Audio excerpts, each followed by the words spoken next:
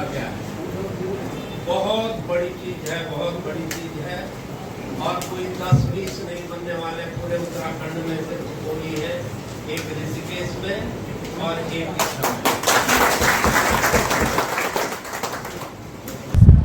देखिए, मैं चंपावत का प्रभारी मंत्री होने के नाते चंपावत के दौरे पे जा रहा हूँ। रास्ते में क्योंकि राजेश शुक्ला जी हमारे 2017 से 22 तक सदन के साथी रहे, बहुत ही प्रखर विधायकों में से एक थे। उनसे मिलने का और कार्यकर्ताओं से मिलने का कार्यक्रम हुआ। कार्यकर्ताओं ने भव्य स्वागत यहाँ पर किया, उसके लिए मैंने उनका आभार व्यक्त किया है। और भारतीय जनता पार्टी, क्योंकि चुनावी ये वर्ष है, पुष्कर सिंह धामी जी के नेतृत्व में सरकार बहुत ही बेहतरीन काम कर रही है।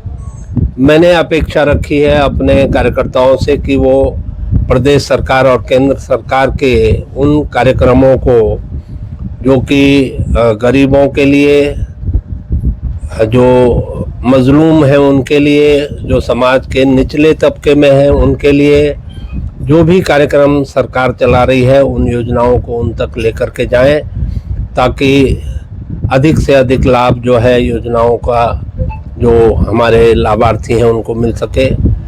मुझे बेहद खुशी है कि इच्छा के कार्यकर्ता बिल्कुल एकजुट हैं और 2022 की जो शिकस्त हुई है उससे बहुत आहत हैं। वो चाहते हैं कि उसकी पुनरावृत्ति न हो, और पूरा यकीन है कि इस बार पूरे जोशो खरोश के साथ और बड़े मार्जिन से, 2017 से भी बड़े मार्जिन से वो राजेश शुक्ला जी को जिता करके भेजेंगे और एक बार फिर से 2027 में उत्तराखंड में भारतीय जनता पार्टी की सरकार कि वो हैं ही काबिल तारीफ, बहुत ही पढ़े लिखे व्यक्ति हैं। और सबसे बड़ी बात यह है कि कभी दिखावा इस बात का नहीं करते हैं, और जितने काम उन्होंने इस क्षेत्र में किए हैं, मैंने कहा कि सारे काम एक तरफ रखिए और अकेले एम्स की अगर आप बात करिए तो वो बहुत बड़ी उपलब्धि है अपने आप में, न सिर्फ किच्छा के लिए बल्कि पूरे कुमाऊं के लिए, पूरे उत्तराखंड के लिए। न है अंततोगत निर्णय पार्टी का होता है और वो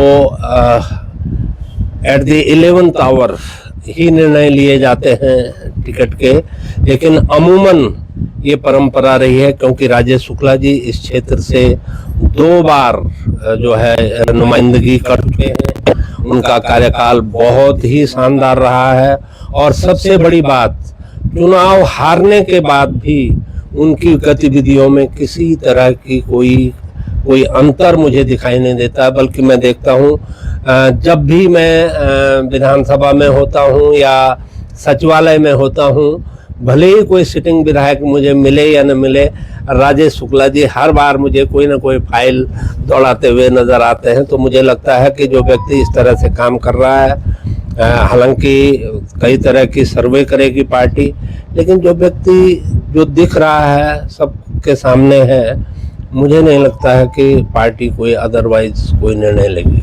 उधम सिंह नगर एक महत्वपूर्ण जिला है उत्तराखंड का। अगर आर्थिकी की हम बात करें, ये एक हमारा अन्न का कटोरा भी है, हमारा औद्योगिक क्षेत्र भी है और एमएसएमई भी, क्योंकि मेरे पास है, तो एमएसएमई की भी यहाँ पे बहुत संभावनाएं हैं, बहुत पोटेंशियल है, क्योंकि ये किसानों का क्षेत्र रहा है।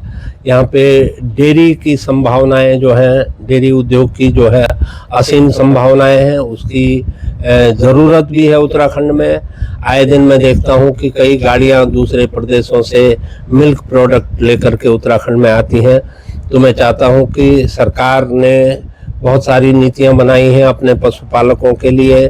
गाय की खरीद पे सब्सिडी दे रही है, घसियारी योजना के तहत जो फॉडर है उस पर 50% की सब्सिडी दे रही है, जो आर्टिफिशियल इंसेमिनेशन है, कृत्रिम गर्भाधान, उस पे जो है लगभग 80% की सब्सिडी दे रही है।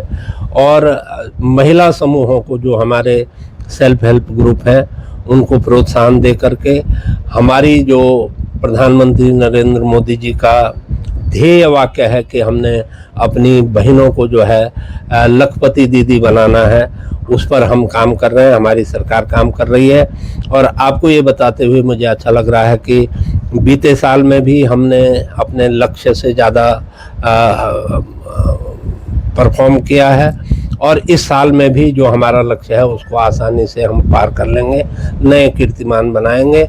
और एक समय हम उस समय की प्रतीक्षा कर रहे हैं जिस समय हम ये कह सकेंगे कि उत्तराखंड की हर दीदी को हमने लखपति दीदी बना लिया है। देखिए, आपने देखा होगा कि 1952 में जब पहला चुनाव हुआ था तब से लेकर अब तक कई बार परिसीमन हो चुका है और देश की आबादी जिस अनुपात में बढ़ी है, आपको वो गाना याद होगा जब हम कहते थे कि 33 करोड़ है सपूत तिहारे सबके सब बलवान, वो भी जमाना था। और आज हम 140 करोड़ की आबादी को पार कर चुके हैं। इतनी बड़ी आबादी पे निश्चित रूप से प्रतिनिधित्व भी बढ़ना चाहिए और प्रतिनिधित्व बढ़े या घटे, महिलाओं को तो 33% आरक्षण देने की बात थी। मुझे लगता है कि विपक्ष ने अपने ताबूत पे आखिरी कील ठोक दी है और 50% आबादी को जो है उनके हक से महरूम करके कांग्रेस ने अपने पैर पे कुल्हाड़ी नहीं, कुल्हाड़ी पे पैर दे मारा है। और इसका खामियाजा 2029 के चुनाव में भी उनको भुगतना पड़ेगा, 2027 में भी भुगतना पड़ेगा, क्योंकि उत्तराखंड जो है एक लिटरेट स्टेट है। हमारा लिटरेसी रेट जो है नेशनल एवरेज से ऊपर है। हमारे यहाँ महिलाएं पढ़ी लिखी हैं, जागरूक हैं, वो समझ रही हैं इस बात को कि किस तरह से कांग्रेस ने उनके अधिकारों पे डाका डाला है। तो इसका खामियाजा कांग्रेस को भुगतना पड़ेगा और अपने साथ साथ बाकी विरोधी पार्टियों को भी वो ले डूबेंगे।